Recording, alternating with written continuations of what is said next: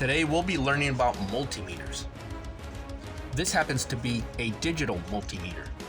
Multimeters are used to measure different things within an electronic circuit. You can measure voltage, resistance, continuity, amperage, and a whole lot of other things. Right now, we'll be learning three: voltage, resistance, and continuity. This is your negative connection, and this is your positive connection. This is your positive test lead, and this is your negative test lead. This is what you would touch, different aspects of an electrical circuit or a wire. Before we get started, I'm going to point out a few of the functions of this multimeter, not all of them. This is the volt setting. Volts are measured in direct current, DC, or alternating current.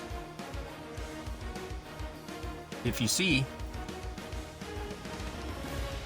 this squiggly white line here, that represents alternating current. Alternating current is what we have in our homes.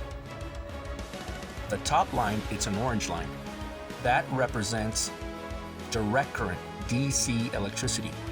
You can switch back and forth from this function by pressing this orange button.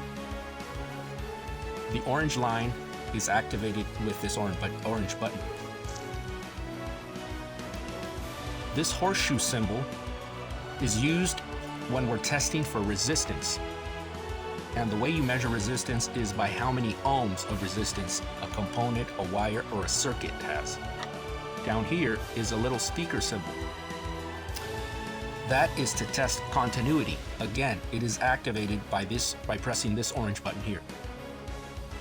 For this demonstration, we will only be using the volts setting and the ohm setting. When we connect our leads, we will connect the black to common and the positive to this positive. So when we connect to volts and ohms and hertz, we will be using the red with this connection point. Under no circumstances, unless you are trained in amperage, will you be connecting the red to any of these settings. These are for different functions which we won't cover at this moment.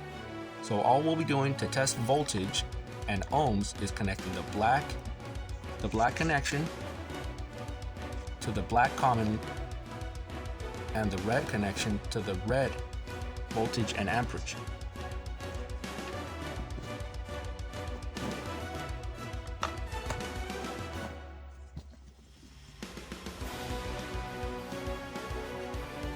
We'll start by testing voltage. We're going to turn on our multimeter to V for voltage. Okay, so we're going to test the voltage on this battery.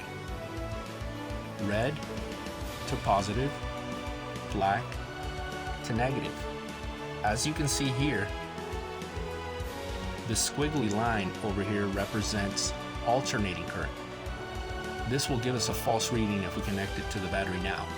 This is for measuring alternating current that is in your homes. We need direct current. So let's just test it just so we see what we're talking about here. Red with positive and black with negative. So the reading is inconsistent. It's trying to measure in an alternating current fashion. That's why we're not getting a consistent reading.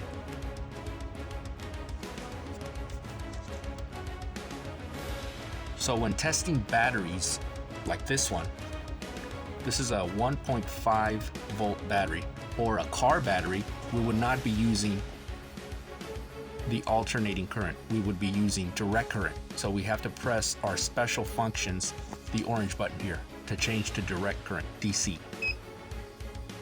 See the lines? Okay, now we can correctly measure the voltage on this battery. This is supposed to be 1.5. So this is a fully charged battery, which has not been used. So it's over the it's over 1.5 volts. See the V? The V on the side may change depending if you're reading millivolts MV, which is smaller than a volt, If it's a regular V, then that's telling you it's reading a whole actual volt.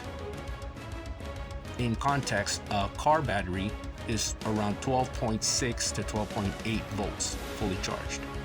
So you can compare this small AAA battery and you can see the voltage that is in this battery. This multimeter comes equipped with alligator clips. So these will screw on to the test leads.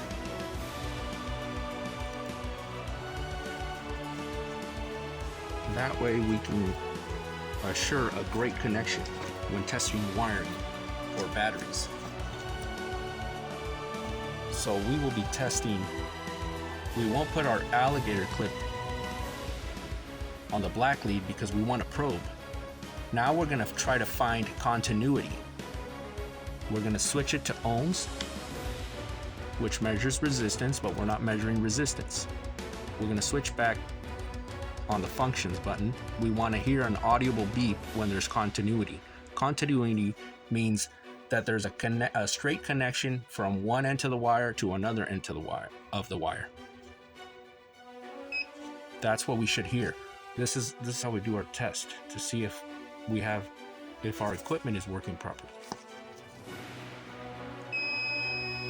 So we're touching these two test leads, right?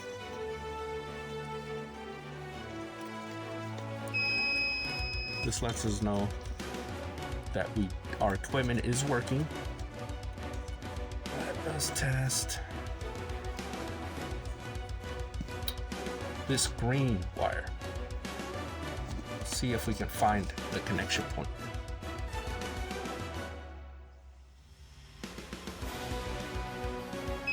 Oh, it's this pin here.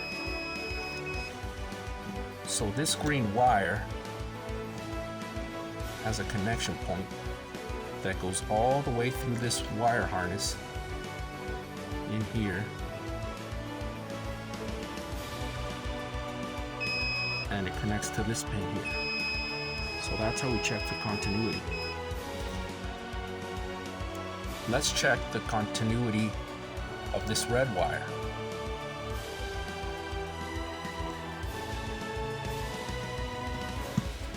See if we can find the correct pin for that one.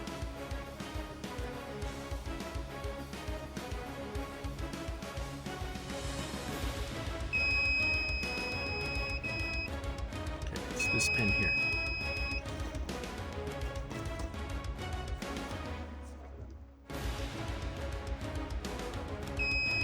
This pin here. That's our connection point. And we can actually measure the ohms. If you're watching the numbers on the multimeter, that's showing us ohms. So the resistance on this wire from the harness to the end